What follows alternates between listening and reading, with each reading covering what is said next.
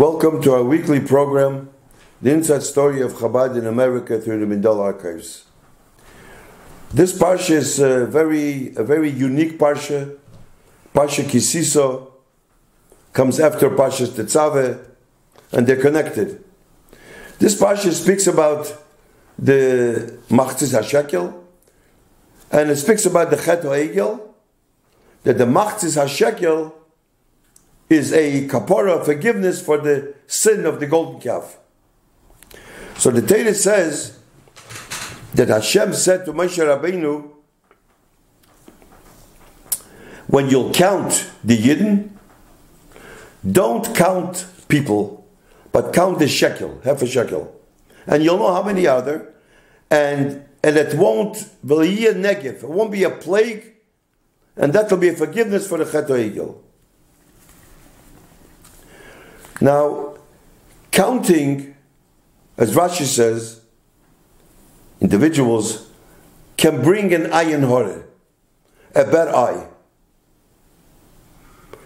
Counting people arouses negative forces. It brings jealousy, and it can even bring to death. It brings a bad eye. In general, people shouldn't make a big fuss of things. Not to make noise. When you count, you're making a fuss of this person. That's why by children, many times you say, oh, this child is a good child, ken ein hore.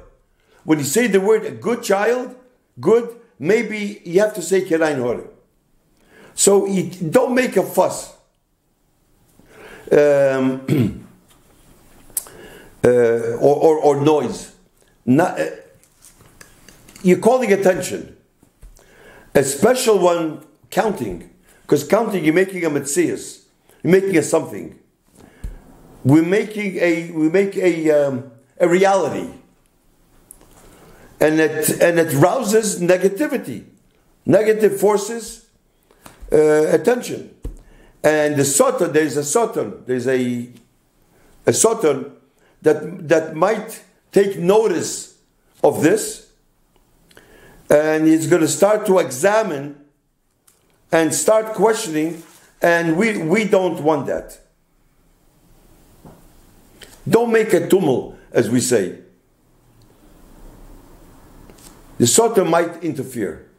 So this is the idea of ayin hora, bad eye.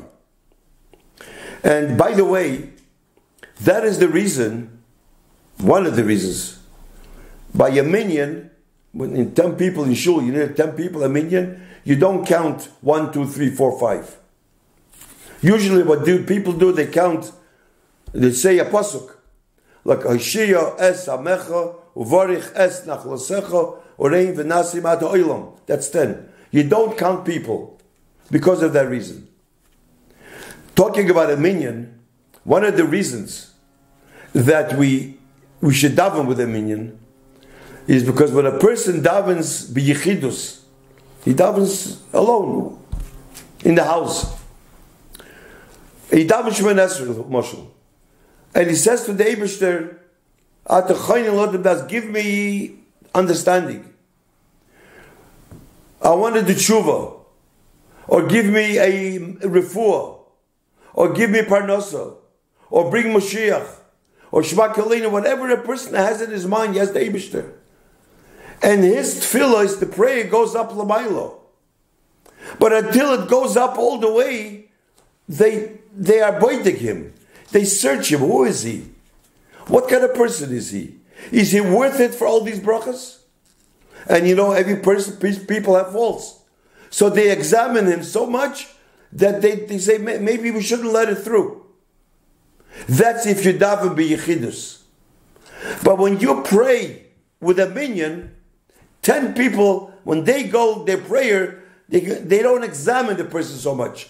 They go through right away mil milo. That's the inyan of davening, one of the things of davening with a minyan. People should daven with a minyan. So going back to the shekel, That the shekel is a kapora on the golden calf. Now, this golden, the golden calf is called, the Rebbe calls it a pgam kloli. It's a defect on the entire nation. It's a blemish on the entire nation. It's called chet kloli. A chet kloli, a generation sin. If somebody sins private, that's between him and God. But this was avodah zarah. So since it's a generation sin, it's called chet kloli. It touches the nefesh kloli, the neshama klolis. What is the neshama klolis? The general soul. That's Moshe Rabbeinu. Moshe Rabbeinu was the Nasi Hadoir, so he had the neshama klolis. So we see here that the Yidden and Moshe are connected by doing a chet ha'egel. It touches also Moshe Rabbeinu, and it makes a yerida, a descent, a fall in Moshe Rabbeinu. Like it says, like it brings down, like it says, lech reid, go. David said, go down. With the luchas when he heard about the chet ha'egel. So the machzis hashekel was a kapora, was a forgiveness to Moshe and to the Jewish people. I heard about some word, it's an interesting word. The connection between tzaddik, especially a nosi. Machzis is 5 letters. Mem, ches, tzaddik, yud, tov. In the middle is a tzaddik. Then there's 2 on the right side of the tzaddik, 2 letters, and there's 2 letters on the left side. Right next to the tzaddik on the right is ches, and the left is yud. When we are close to a tzaddik, chai, leps to, be connected to a tzaddik. When you're far, the first letter is mem, and the last letter is sof, meis. You're like dead. A person should always be connected to a Nosei Ador. So we see from Parshat Tetzaveh from last week how important it is, the connection to Tetzaveh, as we learned. Through that, you connected to a tzaddik. So the Rebbe says, why? A tzaddik feeds us emunah, faith. The Torah says, "Uboisid bokon." How can he be connected to God? Through a tzaddik, especially through a Nosei Ador, like Moshe Rabbeinu. But every Yid has faith. But the faith that a Yid has, the Emunah, is ma'aminim b'nei ma'aminim. We have because this is a superficial faith. But that it should go internal, inside, the previous, that can be only through being connected through Moshe Rabbeinu. That's why some people wrote to the Rebbe, but the Rebbe speaking, there was this huge about his kashrus, to be connected to a Rebbe. So he says, he learned, stated, this connects him to the Eibishter. He davens even lishmo. He raises his children. He does things behidur, extra careful. Why does he have to be connected? This is connection. So the Rebbe said, no. You have to be connected to a tzaddik. Uboisid bokun, the Rebbe brings down. Learn from the tzaddik's hanhogeh. Learn the way the tzaddik is. This will bring you more be'emes amunah. And this is what it says, what you learn in the Tetzaveh, and the Rebbe said it in a Maimer, that we learned last week, V'ato Tetzaveh. V'ato. Moshe Rabbeinu's name is not mentioned here. So that's because of a reason. But V'ato means no name. You, higher than a name.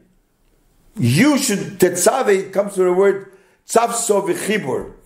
That Moshe is the one who connects us with the Eibishter.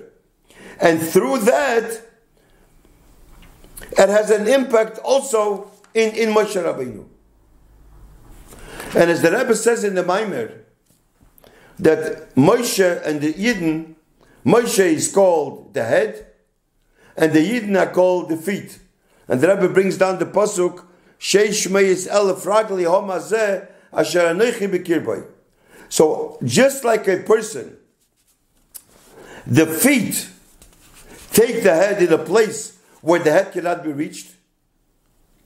The same thing also, Moshe and the Jews, through the Yidden, it gives an addition in Moshe even. And Moshe is called the Raya Mehemner. He's called the faithful shepherd.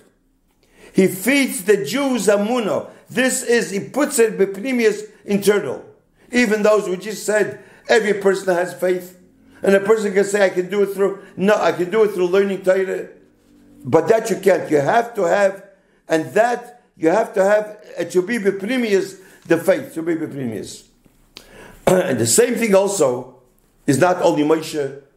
Every generation, it says, Ishpatusha de Moshe b'chol doro v'doro. Every generation has a Moshe Rabbeinu. Tzadikim. Chachomim sheb'chol dor v'dor. And that, be connected, and that will strengthen their emunah. And that's what it means, v'ato tetzaveh, that it brings out the hidden. Emunah brings out from every single Jew. Basically, this is what it says in the Maimer. Emunah b'primius, not just superficial faith. So it says, you should be connected. You should do what the tzaddik does. Look at the tzaddik. See, not only learn, but look at him. Learn from every day from his anogya. That's one thing that we learn from the Tetzaveh and Kisiso.